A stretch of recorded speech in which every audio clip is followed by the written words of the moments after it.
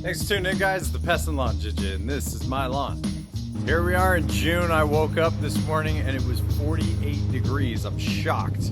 Normally this time of the year we're seeing 90-degree temps starting to spike, and I was about ready to put on a winter coat. Today just want to go through, show the update on the lawn. Let's get to it. Here we are 7 days later, and I say, man, this lawn is night and day difference. So last week the focus was to get it out of its funk. A little bit of nutrients tied up, a little bit of melting out fungus, and those are the things we had to focus on. So we went 1 pound of nitrogen per 1,000 square feet using the Propeat 1358, if memory serves me right. I did end up doing a supplemental iron treatment, kind of push it through, just to see if I could get rid of some of these stripes. Stripes are much more faint, but they're still there. Coming around the back, you can see we're on week 3, so today we're gonna focus on mowing this and chopping down the jungle. Now, my grass right now is about 1.5 inches, 2 inches in the front, and we'll open this gate and you can see the dramatic difference. I haven't mowed this for about 3 weeks, and the height of cut here, it's about 4.5, 5 inches.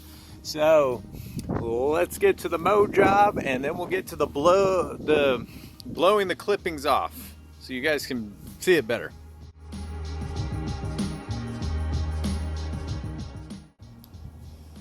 The Toro striping system called me and had the breakup talk today.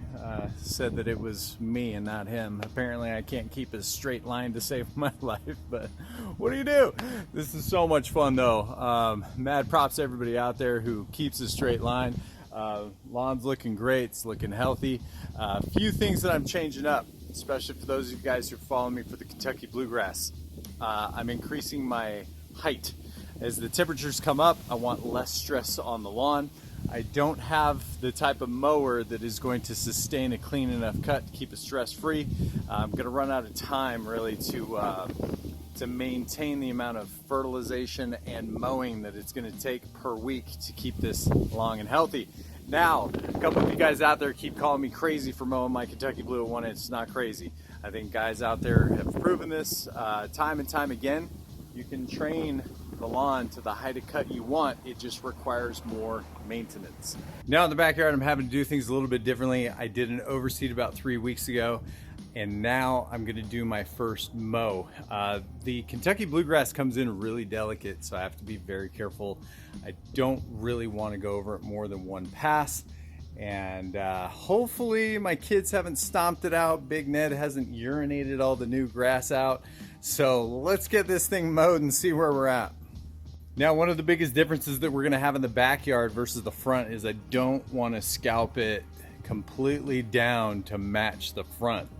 The height right now in some of these areas is about 5 inches, and I'm gonna keep it at the highest setting I can, which is about 3.5 inches, just to make sure I don't give it too much stress. Now, you can always lower the height of cut by mowing multiple times per week with a sharp blade, and it will cause the least amount of stress. But to go from 5 inches all the way down to 2, not only does it violate the 1/3 rule, but from my experience, if you cut more than about 1/2 inch to 3/4 of an inch off of Kentucky Blue at any given time, it's just not going to look the same.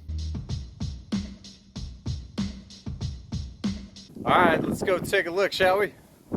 Now, this is probably the worst of it because it was extremely dry. And for those of you guys at home, never let the soil dry out. The microbes take so much longer to come back up. But you can see this is all new grass. Now, a lot of you guys get frustrated with Kentucky Blue because it doesn't come in super fast, and it's a little bit of a process, but really happy with the growth that we have, because this is really tough dirt, especially around this area. The dogs like to pee all over it. And as you can see, it looks bald, but we get up on it and we've got blue all throughout here. So I'm not dissatisfied with this. This is about what I was expecting. Tons of shade in this area. I'm not anticipating that the bluegrass is ever going to push well, but with the traditional overseed in the spring and the fall, I think it's manageable. This area was completely bald just due to lack of sun and too much water. So for as much growth as we already have in here, really pleased with that. And again, we get up on these spots and get them in here, and we have little pieces of blue. And these rhizomes will shoot. This whole area should be thick in about 6 weeks is what I'm hoping for. Now, Big Ned, you might have won the battle, but the Ginja's gonna win the war. Man, I gotta say, I'm really pleased with the results I'm getting in the backyard right now. Now, a lot of you guys are probably wondering what I'm gonna do this week on the backyard. I fertilized the front yard, so what are you gonna do on the back? Honestly, guys, it looks happy. I'm not gonna do anything. It's very common for me at this point to push an 809 bionutrients pack or some sort of biostimulant back here to keep the seed development, but everything seems to be balanced. Everything seems to be pushing just fine. And a lot of the times when things are just fine, it doesn't need anything. And especially when you have a push-pull with fertilizer, you dump something in, something falls out. I don't want to ruin the balance. I'm going to ride this one out for another week or two.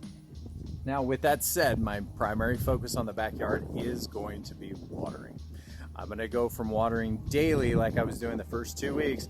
Now I've got it down to 3 to 4 times per week. Now I want to make sure that the new starts or the new seed development that I've got has just enough push and just enough stretch to stress to stretch out. And that's kind of what I'm looking for. What a difference 7 days makes, guys. Sometimes you just gotta push through and keep going. Don't get stressed out. If you guys have any questions or concerns, hit me up in the comments. Love to help you guys out. Until next time, guys, it's Ginja. Later.